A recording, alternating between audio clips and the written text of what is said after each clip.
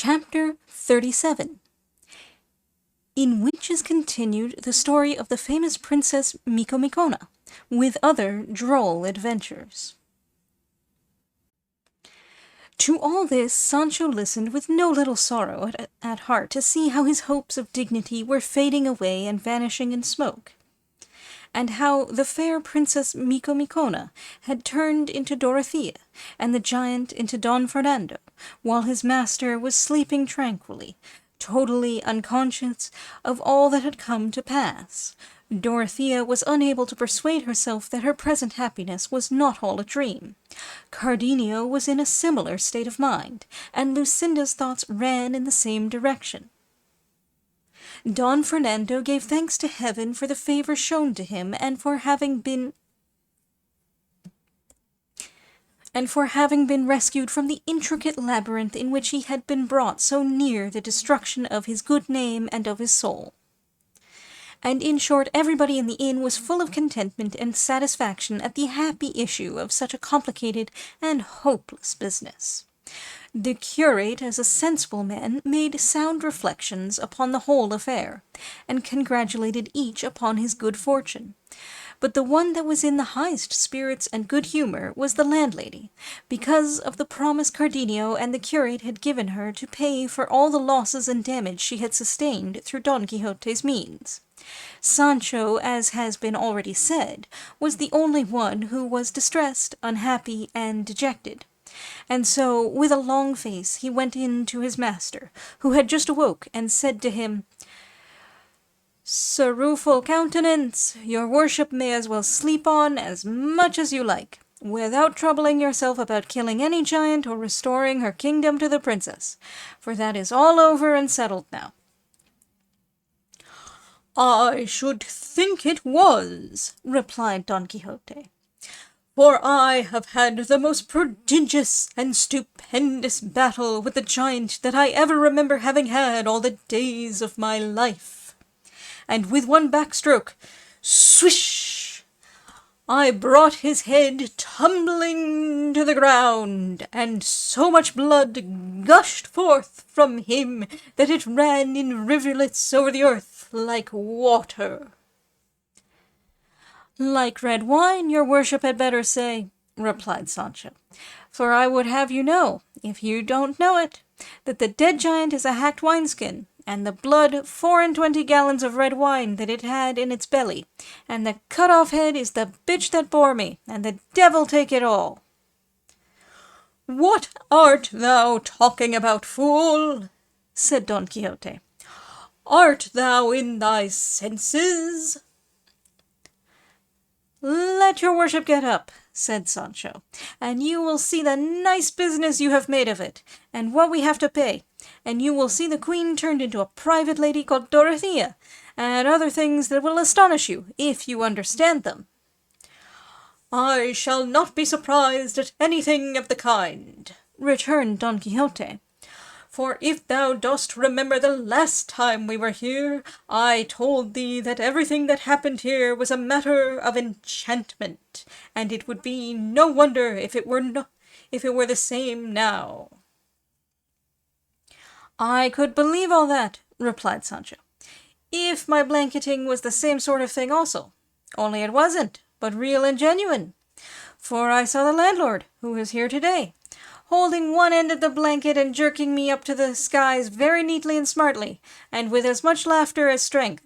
And when it comes to be a case of knowing people, I hold for my part, simple and sinner as I am, that there is no enchantment about it at all, but a great deal of bruising and bad luck." "Well, well, God will give a remedy," said Don Quixote. "Hand me my clothes and let me go out, for I want to see these transformations and things thou speakest of." Sancho fetched him his clothes, and while he was dressing, the curate gave Don Fernando and the others present an account of Don Quixote's madness, and of the stratagem they had made use of to withdraw him from that peña pobre where he fancied himself stationed because of his lady's scorn. He described to them also nearly all the adventures that Sancho had mentioned, at which they marvelled and laughed not a little, thinking it, as all did, the strangest form of madness a crazy intellect could be capable of. But now the curate said that the Lady Dorothea's good fortune prevented her from proceeding with their purpose. It would be necessary to devise or discover some other way of getting him home. Cardenio proposed to carry out the scheme they had begun, and suggested that Lucinda would act and support Dorothea's part sufficiently well. "No," said Don Fernando, "that must not be, for I want Dorothea to follow out this idea of hers, and if the worthy gentleman's village is not very far off, I shall be happy if I can do anything for his relief." "It is not more than 2 days' journey from this," said the curate. "Even if it were more," said Don Fernando, "I would gladly travel so far for the sake of doing so good a work." At this moment Don Quixote came out in full panoply, with Mambrino's helmet, all dinted as it was, on his head, his buckler on his arm, and leaning on his staff or pike. The strange figure he presented filled Don Fernando and the rest with amazement as they contemplated his lean yellow face, half a league long, his armour of all sorts, and the solemnity of his deportment. They stood silent, waiting to see what he would say, and he, fixing his eyes on the fair Dorothea, addressed her with great gravity and composure. "I am informed, fair lady, by my squire here, that your greatness has been annihilated, and your being abolished, since, from a queen and lady of high degree as you used to be, you have been turned into a private maiden. If this has been done by the command of the magician king your father, through fear that I should not afford you the aid you need and are entitled to, I may tell you he did not know and does not know half the mass, and was little versed in the annals of chivalry. For if he had read and gone through them as attentively and deliberately as I have, he would have found at every turn that knights of less renown than mine have accomplished things more difficult. It is no great matter to kill a whelp of a giant, however arrogant he may be, for it is not many hours since I myself was engaged with one, and I will not speak of it, that they may not say I am lying. Time, however, that reveals all, will tell the tale when we least expect it." "You were engaged with a couple of wineskins, and not a giant," said the landlord at this. But Don Fernando told him to hold his tongue, and on no account interrupt Don Quixote, who continued, "I say in conclusion, high and disinherited lady, that if your father has brought about this metamorphosis in your person for the reason I have mentioned, you ought not to attach any importance to it, for there is no peril on earth through which my sword will not force a way, and with it, before many days are over, I will bring your enemy's head to the ground, and place on yours the crown of your kingdom." Don Quixote said no more, and waited for the reply of the princess, who, aware of Don Fernando's determination to carry on the deception until Don Quixote had been conveyed to his home, with great ease of manner and gravity made answer.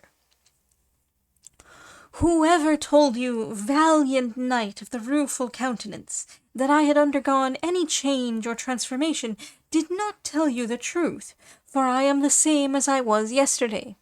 It is true that certain strokes of good fortune, that have given me more than I could have hoped for, have made some alteration in me, but I have not therefore ceased to be what I was before, or to entertain the same desire I have had all through of availing myself of the might of your valiant and invincible arm. And so, Señor, let your goodness reinstate the father that begot me in your good opinion, and be assured that he was a wise and prudent man, since by his craft he found out such a sure and easy way of remedying my misfortune, For I believe, Signor, that had it not been for you, I should never have lit upon the good fortune I now possess, and in this I am saying what is perfectly true, as most of these gentlemen who are present can fully testify. All that remains is to set out on our journey tomorrow, for today we could not make much way, and for the rest of the happy result I am looking forward to, I trust to God and the valor of your heart." So said the sprightly Dorothea, and on hearing her Don Quixote turned to Sancho and said to him with an angry air, "I declare now, little Sancho, thou art the greatest little villain in Spain. Say, thief and vagabond, hast thou not just now told me that this princess had been turned into a maiden called Dorothea, and that the head which I am persuaded I cut off from a giant was the bitch that bore thee, and other nonsense that put me in the greatest perplexity I have ever been in all my life, I vow," and here he looked to heaven and ground his teeth, "I have a mind to play the mischief with thee in a way that will teach sense for the future to all lying squires of knights-errant in the world." "Let your worship be calm, Signor," returned Sancho, "for it may well be that I have been mistaken as to the change of the lady Princess Micomicona. But as to the giant's head, or at least to the piercing of the wineskins, and the blood being red wine, I make no mistake, as sure as there is a God, because the wounded skins are there at the head of your worship's bed, and the wine has made a lake of the room. If not, you will see when the eggs come to be fried. I mean his worship the landlord calls for all the damages. For the rest, I am heartily glad that her ladyship the queen is as she was, for it concerns me as much as anyone."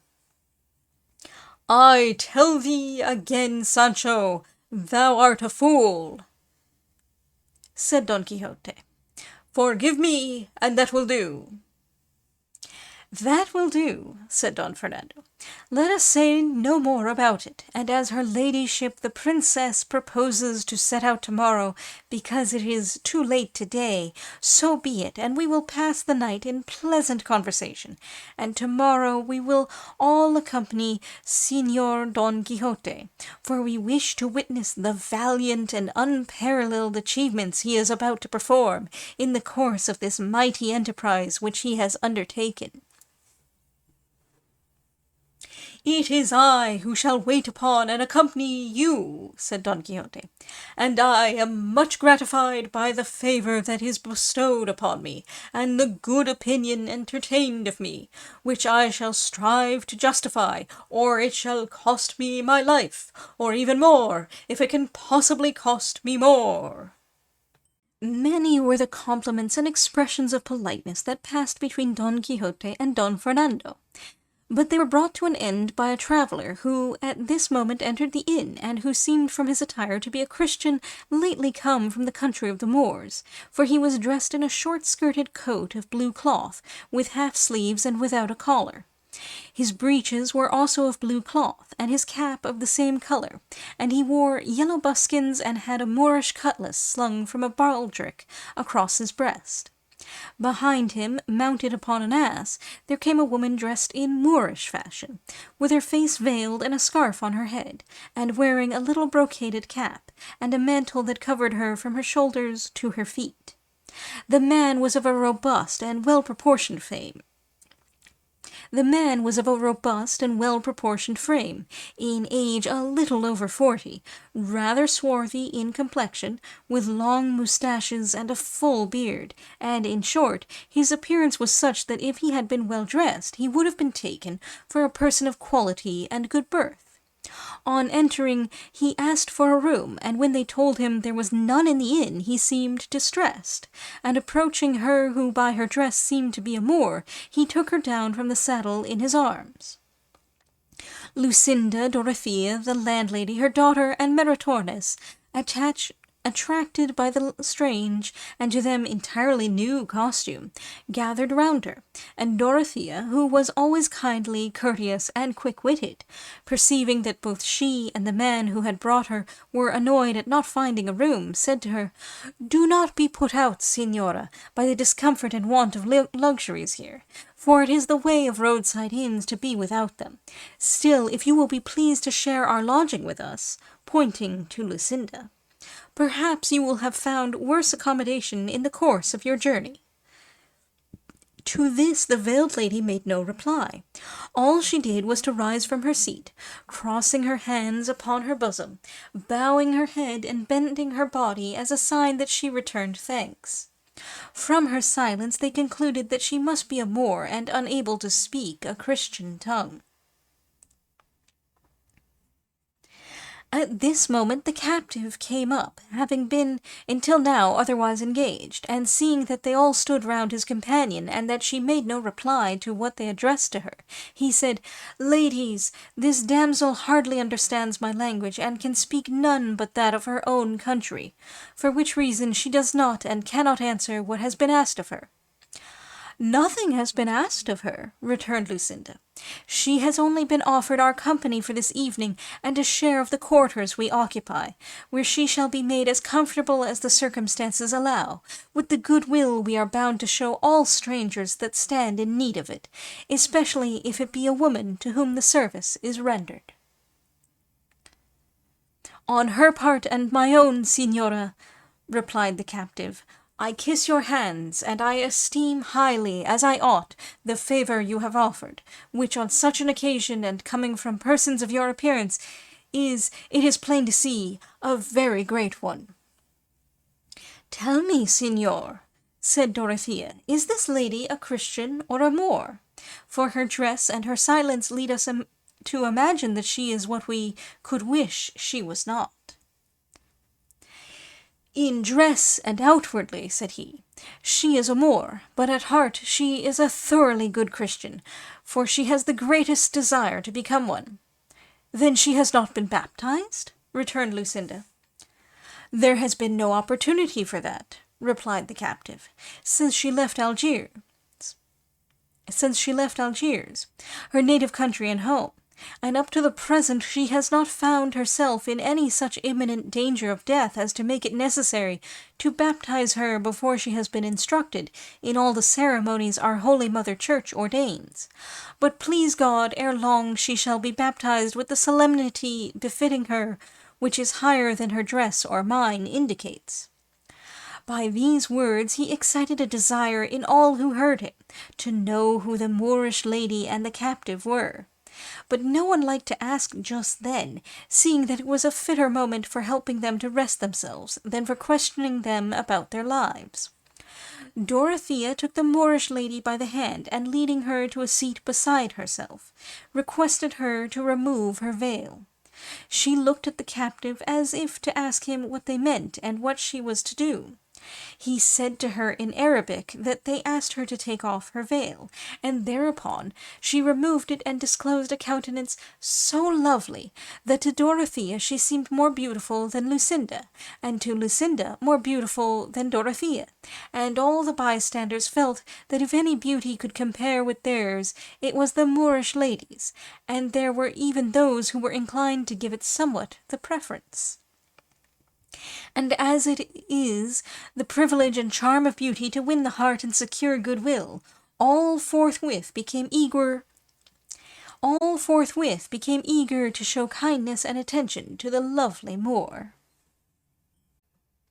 Don Fernando asked the captive what her name was, and he replied that it was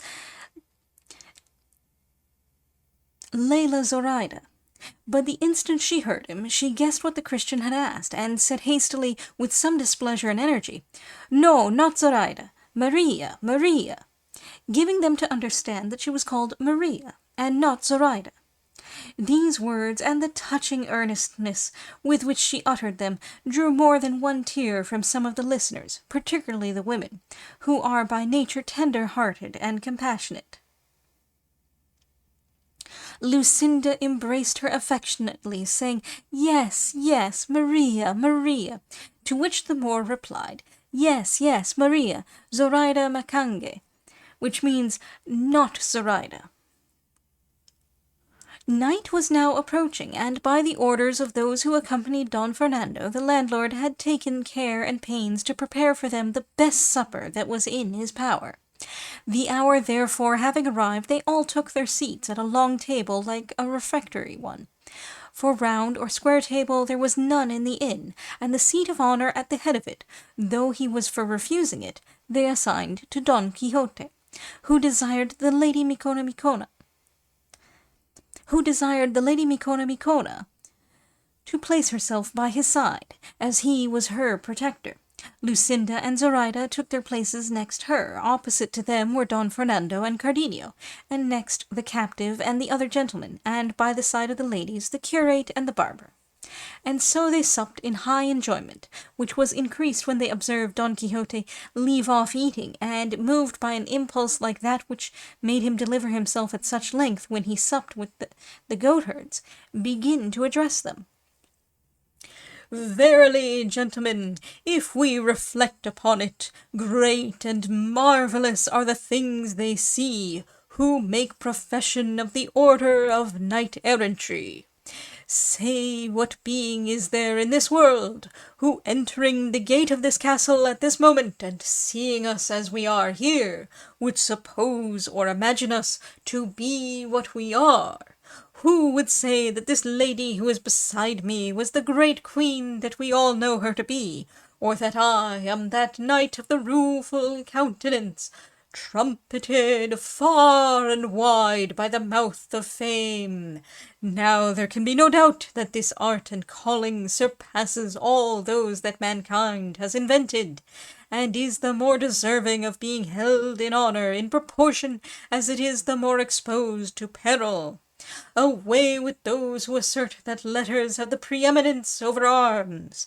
I will tell them, whosoever they may be, that they know not what they say, for the reason which such persons commonly assign, and upon which they chiefly rest, is, that the labours of the mind are greater than those of the body, and that arms give employment to the body alone, as if the calling were a porter's trade, for which nothing more is required than sturdy strength.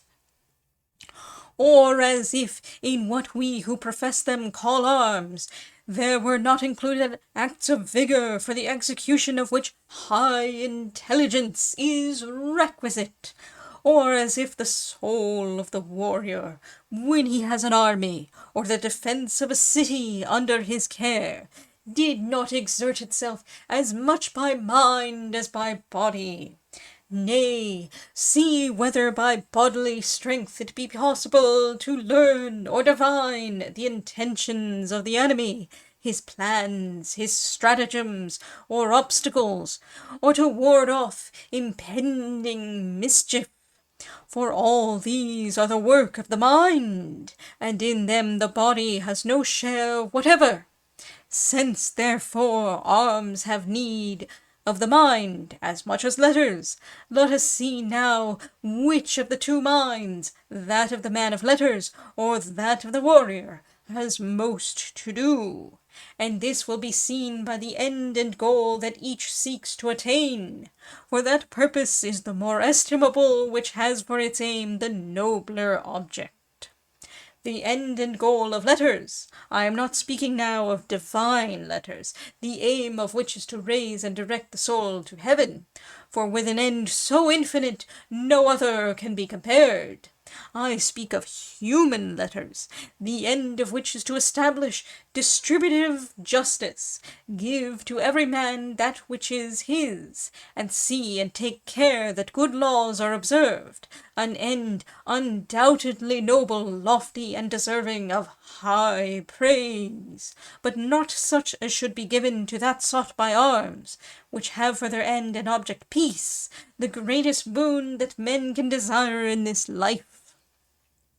The first good news the world and mankind received was that which the angels announced on the night that was our day, when they sang in the air, Glory to God in the highest, and peace on earth to men of good will. And the salutation which the great Master of heaven and earth taught his disciples and chosen followers when they entered any house was to say, Peace be on this house. And many other times he said to them, My peace I give unto you, my peace I leave you, peace be with you, a jewel and a precious gift given and left by such a hand, a jewel without which there can be no happiness either on earth or in heaven. This peace is the true end of war, and war is only another name for arms. This, then, being admitted that the end of war is peace, and that so far it has the advantage of the end of letters, let us turn to the bodily labours of the man of letters, and those of him who follows the profession of arms, and see which are the greater. Don Quixote delivered his discourse in such a manner and in such correct language that for the time being he made it impossible for any of his hearers to consider him a madman. On the contrary, as they were mostly gentlemen, to whom arms are an appurtenance by birth, they listened to him with great pleasure as he continued. Here, then, I say, is what the student has to undergo. First of all, poverty. Not that all are poor, but to put the case as strongly as possible. And when I have said that he endures poverty, I think nothing more need be said about his hard fortune. For he who is poor has no share of the good things of life. This poverty he suffers from in various ways, hunger or cold, or nakedness, or all together. But for all that, it is not so extreme but that he gets something to eat, though it may be at somewhat unseasonable hours, and from the leavings of the rich.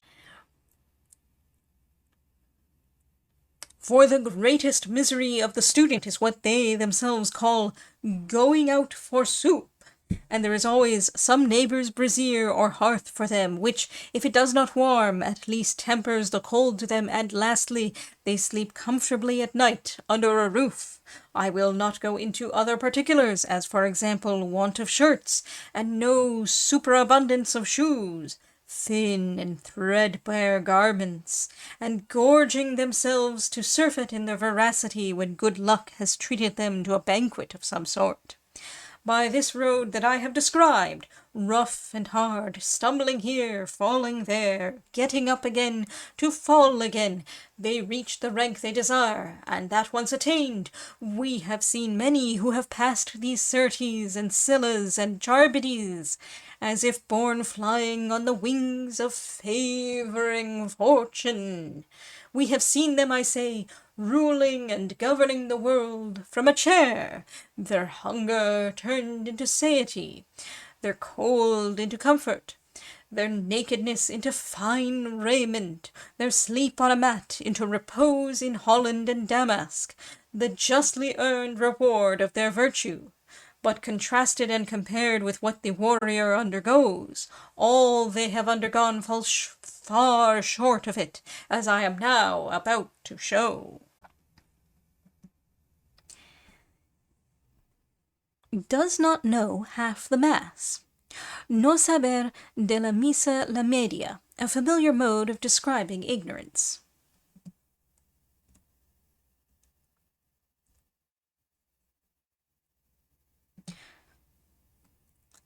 You will see when the eggs come to be fried. Proverb 120. The time at which the truth of any statement will be seen.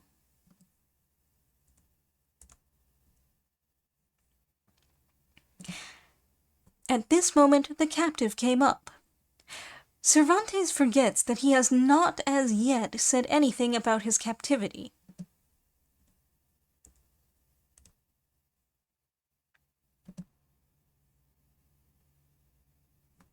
Zoraida Makange, properly Makanshi, the common emphatic negative in popular Arabic, at least in the Barbary states.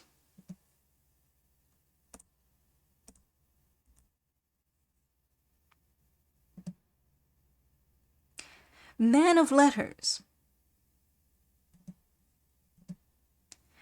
Letrado, as will be seen, means here specially one devoted to jurisprudence.